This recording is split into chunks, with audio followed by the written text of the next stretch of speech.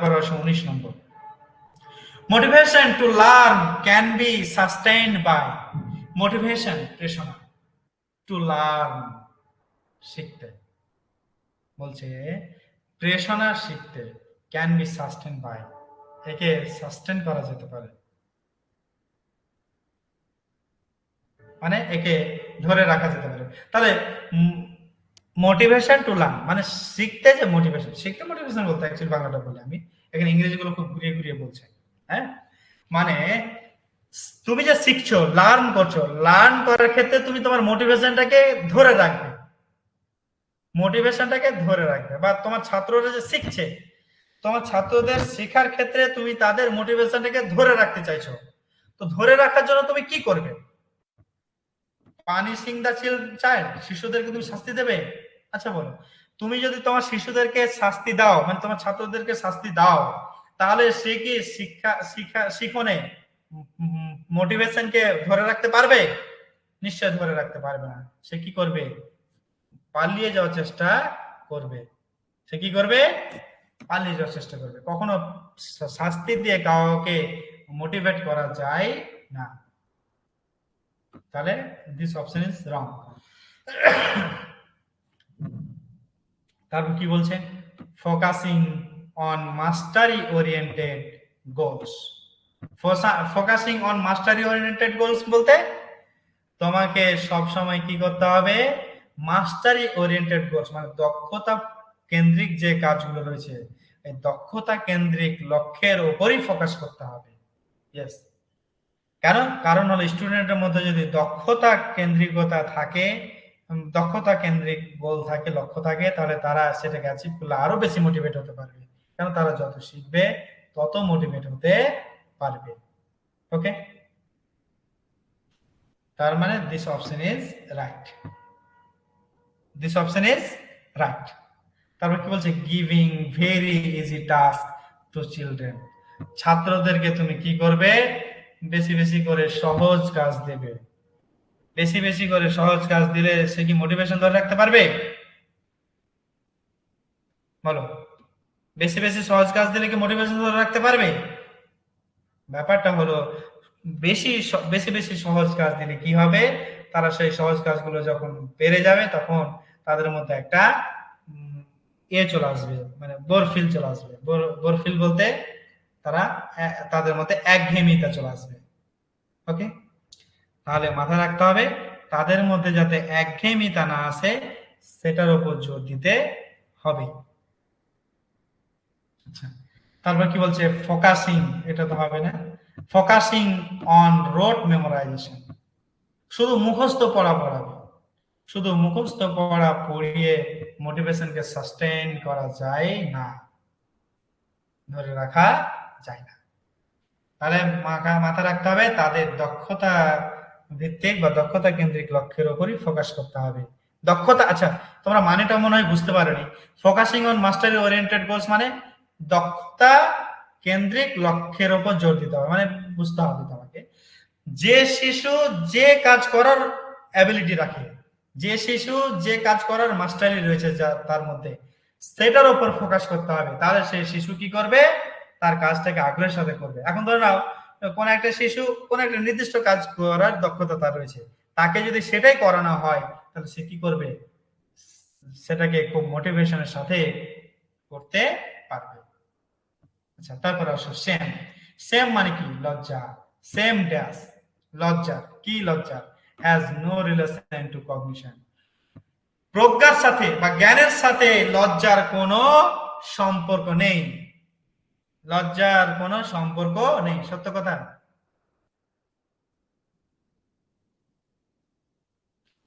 লজ্জার কোনো সম্পর্ক নেই জ্ঞানের সাথে, সত্য না, এটা সত্য কথা নয়।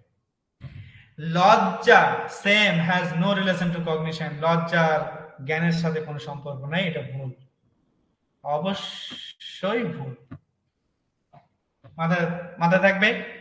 তারপর 2 নম্বর কি বলছে? 2 নম্বর কি বলছে? Can have negative impact on cognition, লজ্জা জ্ঞানের ওপর নেগেটিভ বা বিরূপ প্রভাব ফেলতে পারে। ইয়েস, লজ্জা তোমাকে সঠিক জ্ঞান অর্জন করতে দেবে না। বেশি বেশি যদি কেউ লজ্জা পায়, এ ধরনের প্রক্ষোভ যাদের রয়েছে, এ ধরনের প্রক্ষোভ যাদের রয়েছে, তাদের কি করবে? জ্ঞানের ওপর এই লজ্জা প্রভাব ফেলবে। কেন? বেশি লজ্জা পেলে তারা ঠিকঠাক জ্ঞান অর্জন করতে পারবে না। এটা একটা বেরিয়ার প্রজ্ঞা বা জ্ঞান অর্জন করার জন্য। তাই মাথায় রাখবে, বেশি লজ্জা পাওয়া তোমার জ্ঞানের ওপর, প্রজ্ঞার ওপর বিরূপ প্রভাব ফেলবে, নেগেটিভ প্রভাব ফেলবে। তারপর কি বলছে 3 নম্বর? লজ্জা is very effective to motivate the children to learn. লজ্জা খুব কার্যকরী উপায় শিক্ষায় মোটিভেশন চালিয়ে যাওয়ার ক্ষেত্রে বা শিক্ষায় মোটিভেশন ধরে রাখার ক্ষেত্রে। একদম চরম ভুল কথা। লজ্জা কি করে? শিক্ষা ক্ষেত্রে কখনোই মোটিভেট করতে পারে না। তারপর কি বলছে? should be generated frequently in teaching learning process. শিক্ষণ প্রক্রিয়ায় মাঝে মধ্যে লজ্জা আনা যেতে পারে না। শিক্ষণের ক্ষেত্রে লজ্জার কোনো স্থান নেই। ওকে, সো অপশন 2 ইজ রাইট। 2 নম্বর উত্তরটা ঠিক। তারপর আসো 21 নম্বর। 21 নম্বরে কি বলছে? বলছে which of the following is most effective mode of teaching learning? which of the following নিচের কোনটা is most effective mode, সবচেয়ে কার্যকরী পন্থা বা কার্যকরী ধাপ of teaching learning, শিক্ষণের সবচেয়ে কার্যকরী পন্থা কোনটি? রোট মেমোরাইজেশন অফ কন্টেন্ট, কোন কন্টেন্টকে বা কোন বিষয়কে মুখস্থ করা, এটা কি টিচিং লার্নিং প্রসেসের ইফেক্টিভ মোড? না। টিচিং লার্নিং মানে শিক্ষণের কার্যকরী উপায় কিন্তু মুখস্থ করা নয়।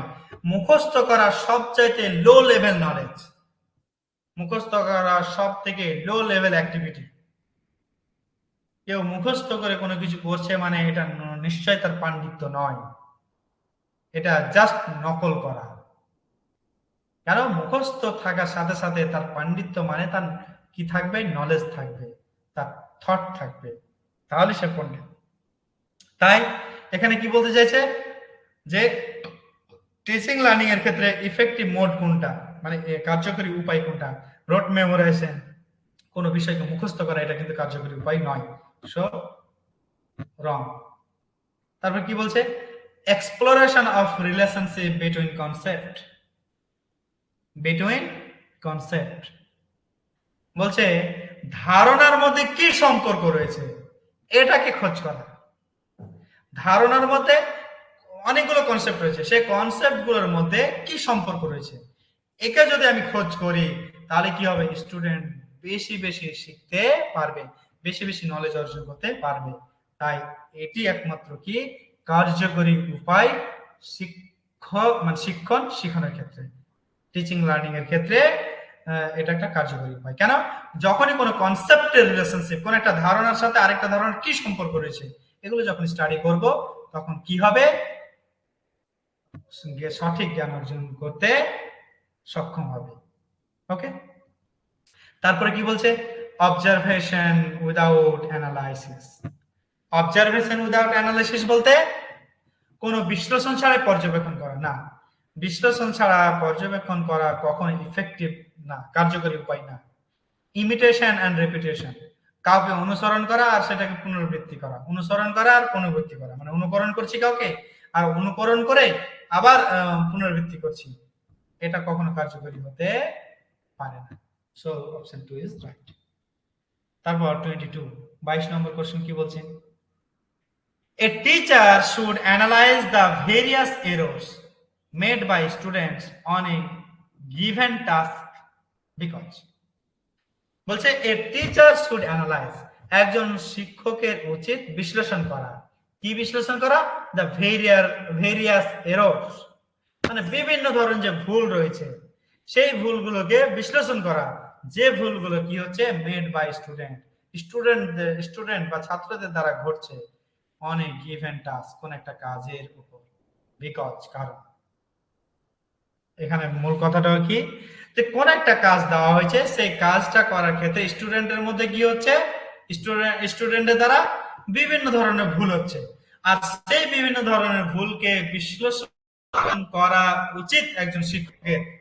কারণ কেন তাদের বিষয়গুলো বিশ্লেষণ উচিত, তার কারণ বলছে কি, she can decide degree of punishment accordingly. তিনি এই জন্য ভুলগুলো বিশ্লেষণ করবেন যাতে তিনি স্থির করতে পারেন যে কাকে কতটা শাস্তি দেওয়া যায়।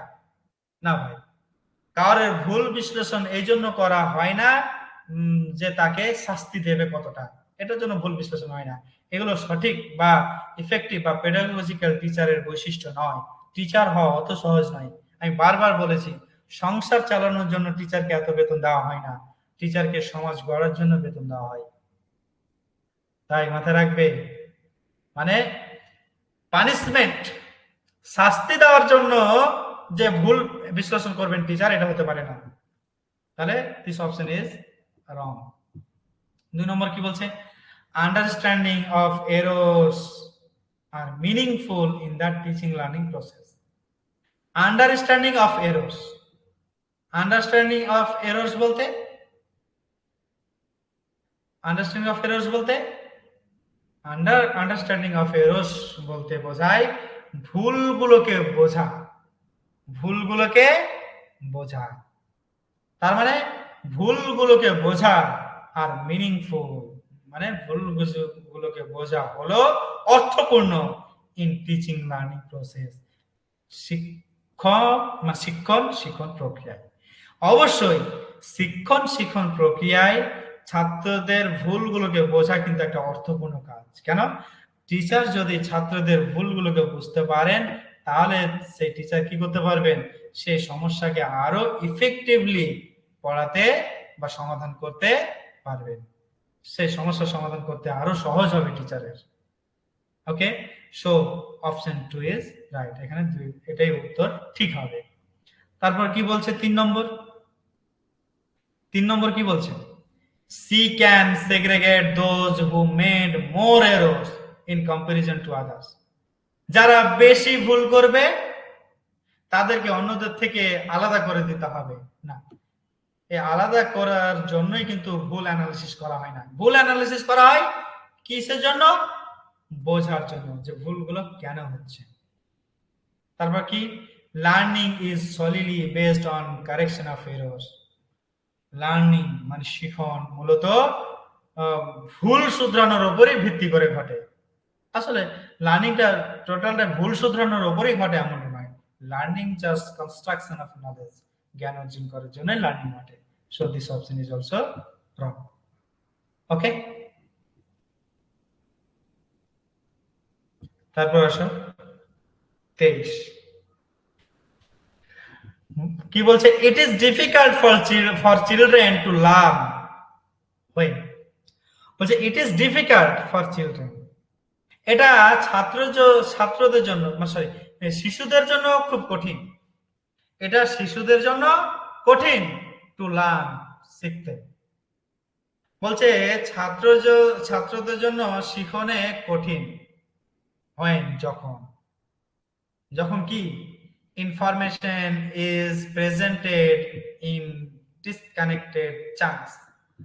যখন তথ্যকে বা ইনফরমেশনকে যখন টুকরো টুকরো ভাবে প্রেজেন্ট করা হয়, উপস্থাপন করা হয়, তখন কি হয়, স্টুডেন্টদের বা শিক্ষার্থীদের বা শিশুদের বুঝতে ডিফিকাল্ট হয়। সত্য না মিথ্যা? অবশ্যই সত্য কথা। বলছে it is difficult for children to learn, শিশুদের শিখতে কঠিন হয়ে যাবে যখন information is presented in disconnected chunks, যখন তথ্যগুলোকে টুকরো টুকরো ভাবে, একত্রিত ভাবে না বুঝে আলাদা আলাদা ভেঙে ভেঙে টুকরো টুকরো ডিসকানেক্টেড ভাবে বোঝাচ্ছে, প্রেজেন্ট করছে, উপস্থাপন করছে। এভাবে কিন্তু শিশুরা ঠিকঠাক বুঝতে পারবে না, তাদের সমস্যা হবে। So this is right answer, this is right. তারপর কি বলছে, দে আর intrinsically motivated. তখনই শিশুদের শিখতে সমস্যা হবে যখন তারা একদম মানে আন্তরিকভাবে কি হবে, মোটিভেটেড হবে না, ভুল কথা। আন্তরিকভাবে মোটিভেট হলে তো ডিফিকাল্ট হওয়ার কথাই না, সহজ হওয়ার কথা। তাহলে দিস অপশন ইজ রং। তারপর কি বলছে, লার্নিং ইজ সোশ্যালি কন্টেক্সচুয়ালাইজড। লার্নিং সামাজিকভাবে কি বা সামাজিক প্রসঙ্গের দিক থেকে ঠিক। মানে লার্নিং মানে অ্যাকচুয়ালি বিষয়টা কি বলতে চাইছে, লার্নিং ইজ সোশ্যালি কন্টেক্সচুয়ালাইজড। লার্নিং হলো মানে সামাজিক প্রসঙ্গপূর্ণ বা সামাজিক সামাজিক প্রাসঙ্গিকতা না। লার্নিং এ যদি সামাজিক প্রাসঙ্গিকতা থাকে তাহলে শিশুদের লার্নিং সহজ হয়, ডিফিকাল্ট হয় না। তাহলে দিস অপশন ইজ রং। কেন আমাকে বলেছে ডিফিকাল্ট হয়, কেন কখন ডিফিকাল্ট হয়? তাহলে লার্নিং যদি সমাজ প্রসঙ্গে থাকে তাহলে তো শিশু আরো তাড়াতাড়ি বুঝতে পারবে, তাহলে ভুল কথা এটা। Content is represented through multiple ways. কন্টেন্টকে বিভিন্ন ভাবে রিপ্রেজেন্ট করা, উপস্থাপন করা, বিভিন্ন ভাবে প্রস্তুত করা, এটাও কিন্তু ছাত্রদের বুঝতে সহজ হবে, ডিফিকাল্ট তো হবে না। এখানে ডিফিকাল্টিজ এর বিষয়টা নেই, তাহলে এটাও ভুল। কেন আমাকে চেয়েছে কি সমস্যা হবে কোনটা অপশনের দ্বারা, তাহলে আমরা 1 নম্বর অপশনে দেখছি এতেই সমস্যা হবে। তারপরে 24 নম্বর কি বলছে, best state of learning is. শিখনের সবচাইতে ভালো অবস্থা কোনটা? শিখনের সবচাইতে ভালো অবস্থা হাই অ্যারোজল। হাই অ্যারোজল মানে উচ্চ উত্তেজনা, হাই ফিয়ার উচ্চ ভয়। ভাই উচ্চ উত্তেজনা আর উচ্চ ভয় দুটোই কিন্তু শিখনের ক্ষেত্রে বেস্ট হতে পারে না, খুব খারাপ জিনিস এটা, এটা খারাপ জিনিস। তারপর কি বলছে, লো অ্যারোজল একদম নিচু মানে নিম্ন উত্তেজনা, আর হাই ফিয়ার উচ্চ ভয়, বেশি বেশি ভয়, এটাও কিন্তু শিখনের জন্য সবচেয়ে খারাপ স্টেট। বেশি মানে সবচেয়ে কম উত্তেজনা আবার বেশি ভয়, এটাও শিখতে সাহায্য করে না। তারপর কি বলছে, মডারেট অ্যারোজাল মানে উচ্চ সরি মানে মাঝারি উত্তেজনা, নো ফিয়ার কোনো ভয় নেই। ইয়েস, এটা শিখনের একটা ভালো অবস্থা। যদি মাঝারি উত্তেজনা থাকে মানে ঠিকঠাক উত্তেজনা যাকে আমরা ব্যালেন্সড বলি, ব্যালেন্সড উত্তেজনা, ঠিকঠাক উত্তেজনা যদি থাকে আর যদি ভয় না থাকে তাহলে বেশি বেশি শেখা যায়। কেন ভয় একটা খারাপ জিনিস যেটা আমাদের শিখতে সাহায্য করে না। এখন তোমরা যদি ভয় পাও যে পাশ করতে পারবো কিনা, আমাদের হবে না, তাহলে আমি কেন আইনস্টাইন পড়ালেও তোমরা পাশ করতে পারবে না। তাই মডারেট অ্যারোজল ঠিকঠাক উত্তেজনা রেখে ভয় রাখতে হবে না। তারপর কি বলছে, নো অ্যারোজল উত্তেজনা নেই, নো ফিয়ার ভয়ও নেই, এটা ভুল কথা। ওকে, নো অ্যারোজল হতে পারে না, উত্তেজনা তো লাগবে, নাহলে ভালো করতে পারবে না।